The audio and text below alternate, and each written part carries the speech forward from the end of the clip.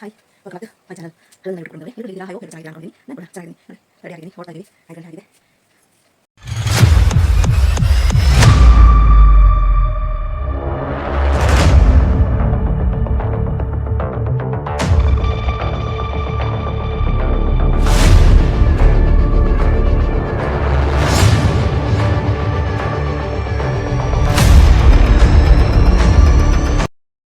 ಟ್ರಿಪ್ಪಿಗೆ ಅಂತೇಳಿ ಹೋಗ್ತಾ ಇದ್ವಿ.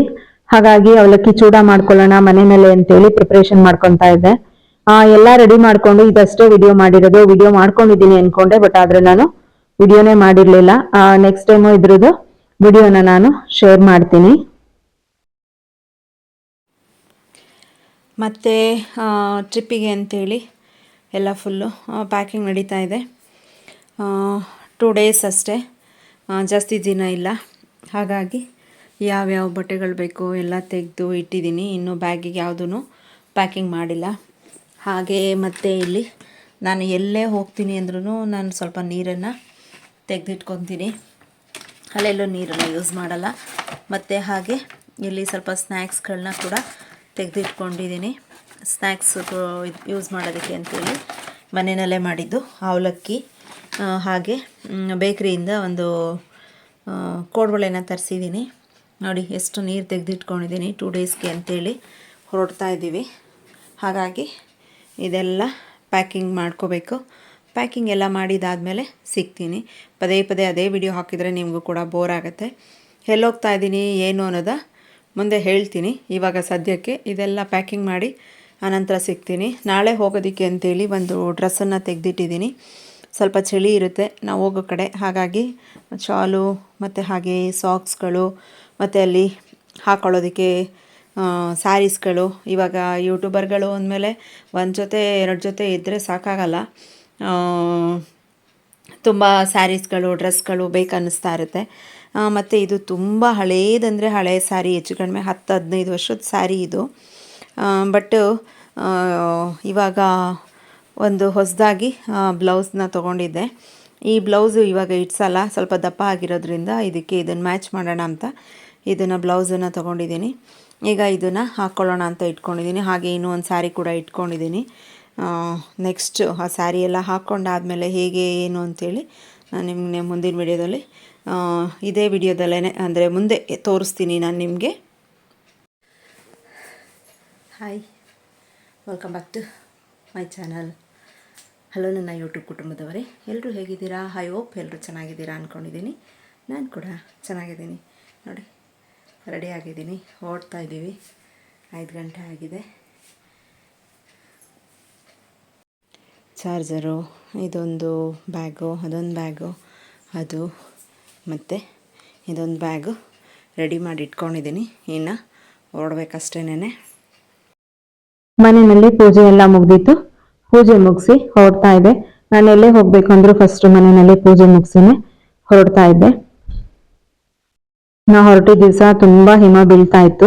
ನಮ್ಮ ಮನೆಯಲ್ಲಿ ನಮ್ಮ ಊರಿನಲ್ಲಿ ಚಳಿ ಆಗಲ್ಲ, ತುಂಬಾ ಶೆಕೆ ಆಗುತ್ತೆ. ಆದ್ರೆ ಹೊರಗಡೆ ನೋಡಿದ್ರೆ, ಅಂದ್ರೆ ನಾವು ಗದ್ದೆ ಬಯಲು ಕಡೆಯಿಂದ ಬರ್ತೀವಲ್ವಾ, ಎಲ್ಲ ಕಡೆ ಭತ್ತದ ನಾಟಿಗಳನ್ನ ಮಾಡಿರ್ತಾರೆ, ನೀರನ್ನ ನಿಲ್ಸಿರ್ತಾರಲ್ಲ. ಹಾಗಾಗಿನೂ ಏನೋ ಗೊತ್ತಿಲ್ಲ, ಜಮೀನ್ ಸೈಡಲ್ಲಿ ರೋಡ್ ಸೈಡಲ್ಲಿ ಅಂತೂ ತುಂಬಾ ಹಿಮ ಬೀಳ್ತಾ ಇತ್ತು. ನೋಡೋದಕ್ಕಂತೂ ತುಂಬಾ ಖುಷಿ ಆಗ್ತಾ ಇತ್ತು. ನಮ್ಮನೆ ಹತ್ರ ಅಂತೂ ಸಿಗಲ್ಲ. ನೋಡಿ ಈ ರೀತಿಯಾಗಿ ಹೋಗ್ತಾ ಇದ್ವಿ.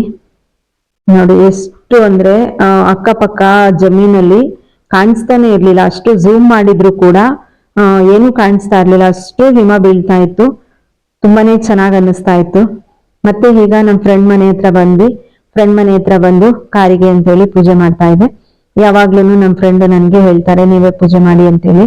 ಹಾಗಾಗಿ ತೀರಾ ಅತಿಯಾಗಿ ನಾವು ಮಾಡಕ್ ಹೋಗಲ್ಲ. ಮಾಮೂಲಿ ಕಾರಿಗೆ ಪೂಜೆ ಮಾಡಿ ನಿಂಬೆಹಣ್ಣಿಟ್ಟು ನಾವು ಅಲ್ಲಿಂದ ಹೊರಡ್ತೀವಿ. ಮತ್ತೆ ನನ್ನ ಫ್ರೆಂಡ್ ಹಸ್ಬೆಂಡ್ ಕೂಡ, ಅವರು ಕೂಡ ಕಾಯ್ತಾ ಇದ್ರು ಪೂಜೆ ಮಾಡಿ ಕೂಡ ಅವರು ಪೂಜೆ ಮಾಡಿದ್ರು. ಬಟ್ ಅದು ಅಷ್ಟೊಂದು ವಿಡಿಯೋ ಮಾಡಿಲ್ಲ. ತುಂಬಾ ನಿಮ್ಗೆ ಬೋರ್ ಆಗತ್ತೆ ಅಂತ ಹೇಳ್ಬಿಟ್ಟು ಯಾವ್ದು ಅಷ್ಟೊಂದು ಕ್ಲಿಪ್ಪಿಂಗ್ಸ್ಗಳನ್ನ ನಾನು ಹಾಕೋದಿಕ್ ಹೋಗಿಲ್ಲ. ಫಾಸ್ಟ್ ಫಾರ್ವರ್ಡ್ ಅಲ್ಲಿ ತೋರಿಸ್ತಾ ಇದ್ದೀನಿ. ಅಲ್ಲಿಂದ ಪೂಜೆನ ಮುಗಿಸ್ಕೊಂಡು ನಾವು ಮಂಡ್ಯದಿಂದ ಹೊರಟ್ವಿ.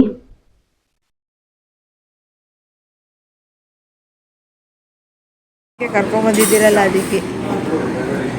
ಇವರಿಗೆ ಚಟ್ನಿ ಕೊಟ್ಟಿಲ್ಲ. ಚೆನ್ನಾಗಿದೆಯಾ? ಹೌದಾ?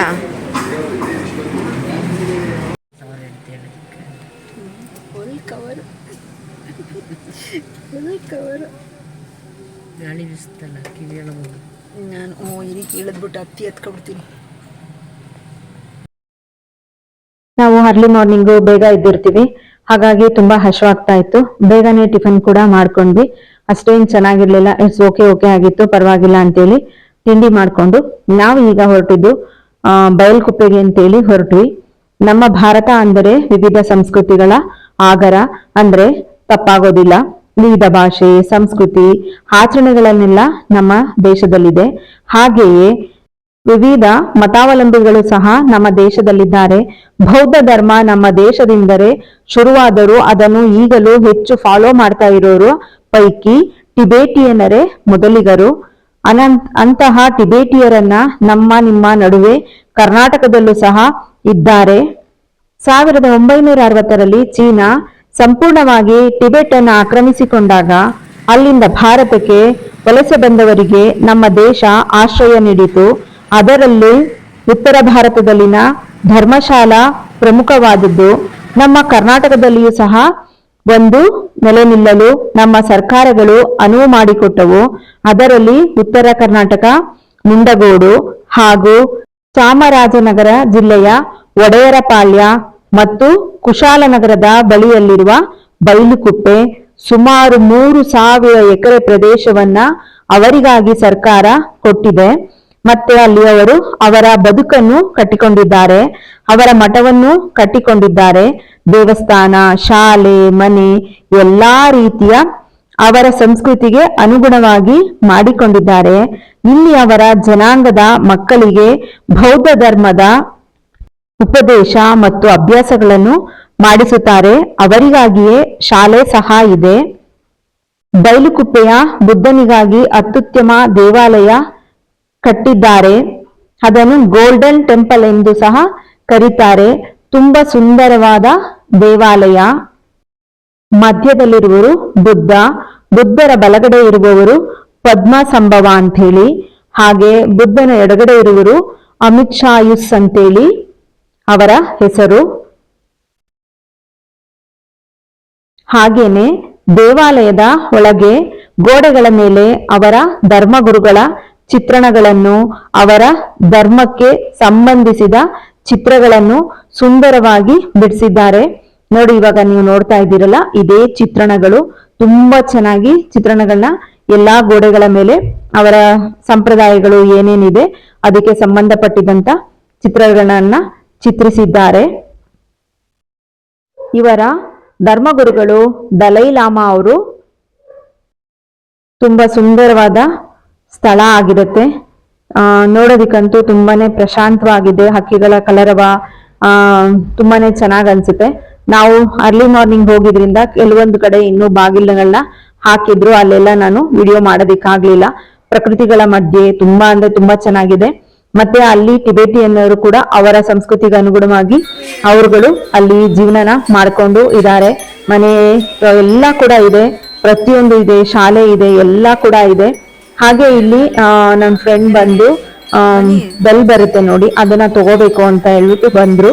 ಹಾಗಾಗಿ ನಾನು ಕೂಡ ನೋಡೋಣ ಅಂತೇಳಿ ತಗೊಳ್ಳೋದಿಕ್ಕೆ ಅಂತ ಹೇಳಿ ಬಂದ್ವಿ. ಆದ್ರೆ ತುಂಬಾ ರೇಟ್ ಇತ್ತು, 4,500 2,500 ಆ ರೀತಿ ಎಲ್ಲ ಇತ್ತು. ಹಾಗಾಗಿ ಹಾಗೂ ನನ್ನ ಫ್ರೆಂಡ್ ತಗೊಂಡ್ರು, ನಾನು ತಗೊಳ್ಳೋದಿಕ್ಕೆ ಹೋಗ್ಲಿಲ್ಲ. ಹಾಗೆ ಜಸ್ಟ್ ನೋಡ್ಕೊಂಡು ಬೇಡ ಅಂತೇಳಿ ಬಂದ್ಬಿಟ್ಟೆ. ಯಾರೆಲ್ಲ ಹೊಸದಾಗಿ ನನ್ನ ಚಾನೆಲ್ನ ವಿಸಿಟ್ ಮಾಡ್ತೀರಾ, ದಯವಿಟ್ಟು ಹಾಗೆ ಸಬ್ಸ್ಕ್ರೈಬ್ ಮಾಡಿಕೊಂಡು ಪಕ್ಕದಲ್ಲಿರುವ ಬೆಲ್ಲೈಕಾನ್ ಅನ್ನ ಒತ್ತಿ.